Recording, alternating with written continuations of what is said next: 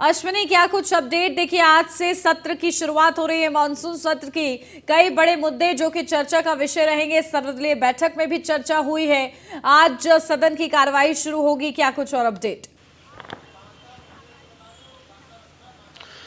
बिल्कुल, आज 18वीं विधानसभा का 5वां सत्र आहूत होने जा रहा है। निश्चित तौर पर काफी दिनों से विपक्ष को इंतजार था कि विधानसभा सत्र शुरू हो और जिनको मुद्दे हैं उनको लेकर के वो कहीं ना कहीं अपने बात रखें। निश्चित तौर पर आज जो सत्र शुरू हो रहा है आज तमाम जो लोगों का जन्मदिन है उनको बधाई दी जाएगी। साथ ही साथ कुछ जो पूर्व सदस्य रहे उनकी मृत्यु हुई थी, उन पर शोक व्यक्त किया जाएगा। निश्चित तौर पर कहीं ना कहीं आज हंगामे से ही सत्र की शुरुआत होने की पूरी संभावना है, क्योंकि समाजवादी पार्टी तमाम मुद्दों को लेकर के तैयार है। चाहे वो जाति जनगणना एक बड़ा मुद्दा है जिसको कहीं लेकर के कहीं ना कहीं सरकार को घेरने की कोशिश करेगी, क्योंकि अभी देखा गया बिहार में ही हाईकोर्ट ने पटना हाईकोर्ट ने जो है जो जाति जनगणना है उसको हरी झंडी दे दी। उसके बाद कहीं ना तमाम राज्य जो हैं वो कहीं ना कहीं चाह रहे हैं, विपक्षी पार्टियां खास तौर पर चाह रहे हैं कि जाति जनगणना कराई जाए। निश्चित तौर पर ऐसे में कहीं ना कहीं समाजवादी पार्टी विशेष तौर पर आज सदन के दौरान, सदन के बाहर दोनों जगह पर सरकार को घेरने की कोशिश करेगी। निश्चित तौर पर साथ ही साथ जो विपक्ष है, कानून व्यवस्था हो, किसानों की स्थिति हो या फिर आवारा पशु हो, इन तमाम मुद्दों को लेकर के सरकार को घेरने का हर मुमकिन प्रयास करेगा। इस सत्र के दौरान, मानसून सत्र के दौरान 13 विधेयक होंगे जिनको पटल पर रखा जाएगा, उनको मंजूरी दिलाने की कोशिश की जाएगी। निश्चित तौर पर इसमें सबसे विशेष जो है विधेयक है वो है शिक्षा सेवा चयन आयोग का जो विधेयक है, क्योंकि इसके अंतर्गत अगर इसका विधेयक मंजूरी मिलेगी तो उसके बाद जो सभी शिक्षक होंगे, चाहे वो प्राइमरी के हों चाहे हायर के हों, सभी को एक ही जगह से चयनित किया जाएगा। निश्चित तौर पर इसके अलावा जो कैग की रिपोर्ट है वो भी सदन के सामने रखी जा सकती है। निश्चित तौर पर तमाम मुद्दे हैं जिनको लेकर के आज विपक्ष है पूरी तरह से अपनी तैयारी के साथ आएगा। अमूमन देखने को मिलता है पिछले 2 से 3 सत्र देखिए तो सत्र की शुरुआत हंगामे से होती है। विपक्षी पार्टियां, समाजवादी पार्टी जो है विधानसभा जहां पर स्पेस बंद दिया हुआ है, जहां पर मूर्तियां लगी हुई, वहां पर जाकर के प्रदर्शन करती है पहले, उसके बाद सदन के भीतर जाती है। निश्चित तौर पर ऐसी तस्वीर एक बार फिर देखने को मिलेगी, क्योंकि समाजवादी पार्टी कहीं ना कहीं जानती है कि जो विधानसभा सत्र है वो उनके लिए एक मौका है, क्योंकि तमाम मुद्दे होते हैं जिनको वो जनता के सामने रखना चाहते हैं, लेकिन उनके पास ऐसा प्लेटफॉर्म नहीं होता जिसके माध्यम से वो रख पाएं। क्योंकि विधानसभा सत्र चलता है तो जनता की भी निगाहें सत्र पर होती हैं कि आखिर सरकार विपक्ष उनके लिए क्या कर रहा है। तो ऐसे में कहीं ना कहीं जिन मुद्दों को उठाने की कोशिश करेंगे उसको लेकर कहीं ना कहीं पूरी रणनीति समाजवादी पार्टी की ओर से बना ली गई, क्योंकि समाजवादी पार्टी ने कल ही जो है उनके राष्ट्रीय अध्यक्ष अखिलेश यादव, उन्होंने सभी विधायकों को बुला करके उनके साथ बैठक की थी और कहीं ना कहीं दिशा निर्देश दिया था कि किन किन मुद्दों पर सरकार को कैसे घेरना है। वही भारतीय जनता पार्टी ने भी अपनी पूरी तैयारी कर ली है। कल विधानमंडल की बैठक भारतीय जनता पार्टी की भी हुई थी। उस दौरान देखा गया था तमाम विधायकों को बुलाया गया था, मंत्री भी शामिल होते और साफ तौर पर मंत्रियों को कहा गया था कि अपनी पूरी तैयारी के साथ आए। कोई भी क्वेश्चन आता है तो क्वेश्चन की तैयारी भरपूर होनी चाहिए, उसको लेकर के जो संबंधित विभाग है उनसे पहले से ही पूरी डिटेल ले ली जाए, जिससे किसी भी तरह की समस्या न हो। हालांकि अब जो है विधानसभा पूरी तरीके से डिजिटल हो चुकी है, तो ऐसे में जो विधायक हैं उनको समस्या नहीं होती, क्योंकि एक क्लिक में ही सारी जानकारी उनके टैब पर आ जाती है।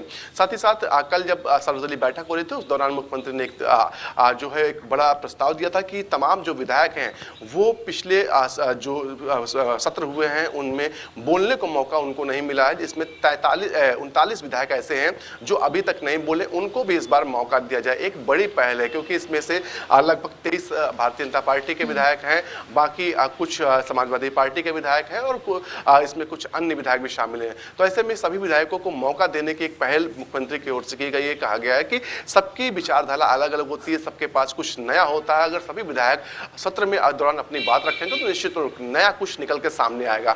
साथ ही साथ कल जब विधानमंडल सर्वदलीय बैठक हुई थी उस दौरान जो विधानसभा अध्यक्ष है सतीश माना, उन्होंने जो नेता हैं उनसे आग्रह किया था सभी दलों से कि विधानसभा सत्र में हंगामा ना करके चर्चा की जाए, क्योंकि अमूमन देखने को मिलता है जब सत्र चलता है उस दौरान हंगामा होता है, हंगामा के चलते सत्र को जो है निरस्त करना पड़ता है। तो ऐसे में कहीं ना कहीं स्थगित करना पड़ता है। ऐसे में कहीं ना कहीं जनता के जो हितों के मुद्दे हैं वो सत्र के सामने, विधानसभा के सामने नहीं आ पाते हैं, जो सदन होता है उसके सामने नहीं आ पाते हैं, जिससे कहीं ना कहीं वो फिर टल जाते हैं। तो ऐसे में सभी से अनुरोध किया है कि अपनी जायज बातों को रखें, बहस करें, चर्चा करें, हंगामा ना करें। निश्चित तौर पर ऐसे तमाम आज जो मुद्दे होंगे जिनको लेकर के विपक्ष पूरी तरह तैयार है। वहीं भारतीय जनता पार्टी सरकार जो है वो पूरी तरह तैयार है। जी बिल्कुल, तो देखिए आज महत्वपूर्ण दिन है और सत्र की शुरुआत हो रही है। नजर बना के रखिएगा अश्विनी, बहुत शुक्रिया आपका। बढ़ते आगे, मॉनसून सत्र से पहले सर्वदलीय बैठक हुई है। स्पीकर सतीश महाना की अध्यक्षता में बैठक हुई। मुख्यमंत्री योगी आदित्यनाथ भी सर्वदलीय बैठक में मौजूद रहे। कांग्रेस से आराधना मिश्रा, मोना भी मौजूद रही। बसपा से उमाशंकर सिंह भी बैठक में मौजूद रहे। ओम प्रकाश राजभर, संजय निषाद भी मौजूद रहे। संसदीय कार्य मंत्री सुरेश खन्ना बैठक में मौजूद रहे। राजा भैया भी सर्वदलीय बैठक में शामिल हुए। सपा के मुख्य सचेतक मनोज पांडे भी शामिल हुए।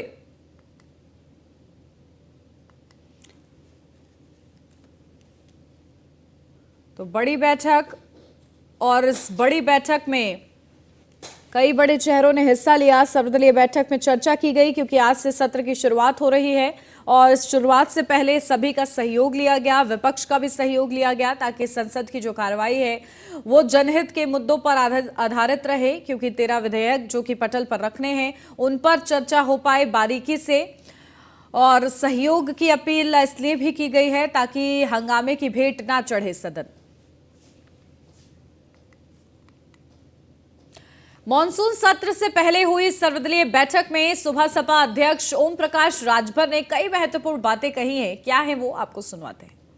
सर्वदलीय बैठक होती है तो सभी दल के जो प्रतिनिधि होते हैं उनको छूट होती है कि आप किन मुद्दों को बहस करना चाहते हो, अपनी बात रखो। तो ये बात उनकी जो पार्टी के विधायक हैं वो अपना मुख्यमंत्री के सामने रखना चाहिए कि हमारी पार्टी महंगाई के मुद्दे पर, बेरोजगारी के मुद्दे पर, ये हमारे मुद्दे हैं, इस पे हम सदन में चर्चा करेंगे। लेकिन ऐसा तो कुछ नहीं।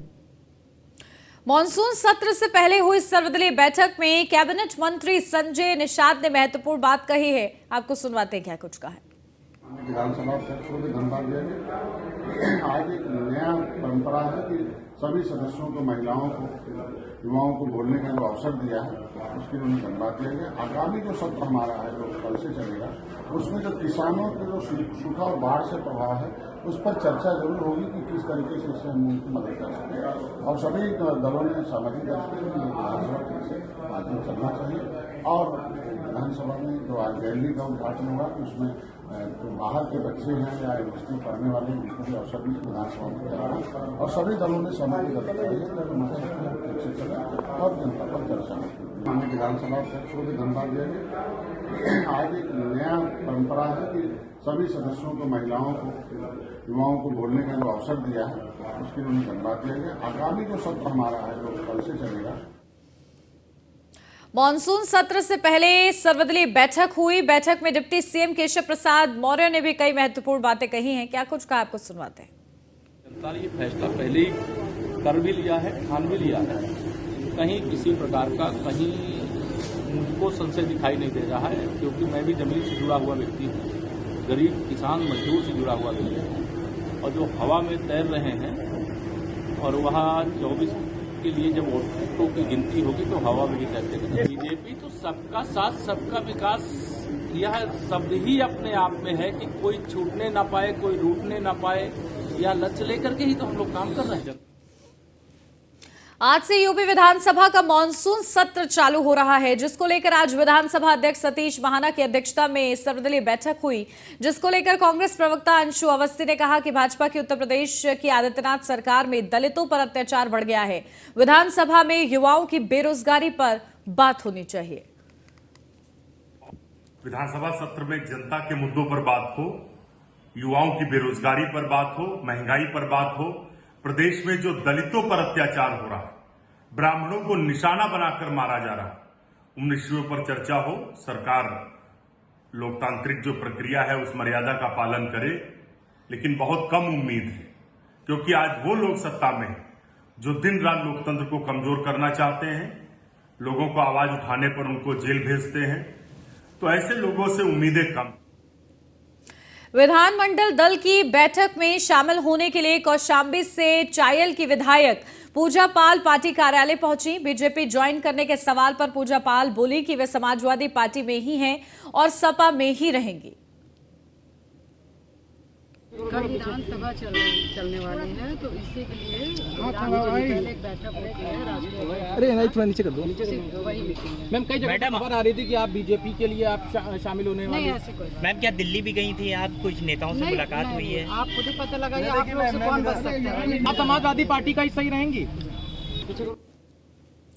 2024 के लोकसभा चुनाव की तैयारियों को लेकर व्यापारी वर्ग को साधने के लिए जिले के आबकारी मंत्री और उत्तर प्रदेश उद्योग व्यापार संगठन के प्रदेश अध्यक्ष नितिन अग्रवाल सिद्धार्थनगर पहुंचे, जहां उन्होंने जिला मुख्यालय स्थित लोहिया कला भवन में व्यापारी सम्मेलन में मुख्य अतिथि के रूप में शिरकत की। व्यापारियों को मोदी सरकार द्वारा दी जा रही सुविधाओं का बखान किया और उनसे एकजुट होकर 2024 के लोकसभा चुनाव में मोदी सरकार को भारी बहुमत से जीत दिलाने की अपील की। इस मौके पर स्थानीय सांसद जगदम्बिका पाल के साथ जिले के सभी विधायक और भाजपा के पदाधिकारी मौजूद रहे। मीडिया से बात करते हुए मंत्री नितिन अग्रवाल ने कहा कि उनकी कोशिश है कि 24 के चुनाव में प्रदेश के सभी व्यापारी एकजुट होकर भाजपा प्रत्याशी को वोट करें। हम सब प्रदेश के व्यापारियों को केवल एक लक्ष्य को लेकर साथ में आगे बढ़ना है कि आने वाले लोकसभा के चुनाव में प्रदेश का व्यापारी एकजुट होकर भारतीय जनता पार्टी को सभी 80 की 80 लोकसभा जितवाने में अपना महत्वपूर्ण योगदान करे, और यही लक्ष्य के साथ हम लोग आगे काम कर रहे हैं, आगे बढ़ रहे हैं। और मैं इसी लक्ष्य को लेके सभी जनपदों में व्यापारियों सम्मेलन करके व्यापारियों से बात कर रहा हूं, और आगे आने वाले चुनाव की तैयारियों में हम सब जुटे हुए हैं। हम सब और इसी के साथ इस बुलेटिन में बस इतना ही। खबरों का सिलसिला आगे भी जारी रहेगा। आप बने रहिए न्यूज़ 1 इंडिया के साथ।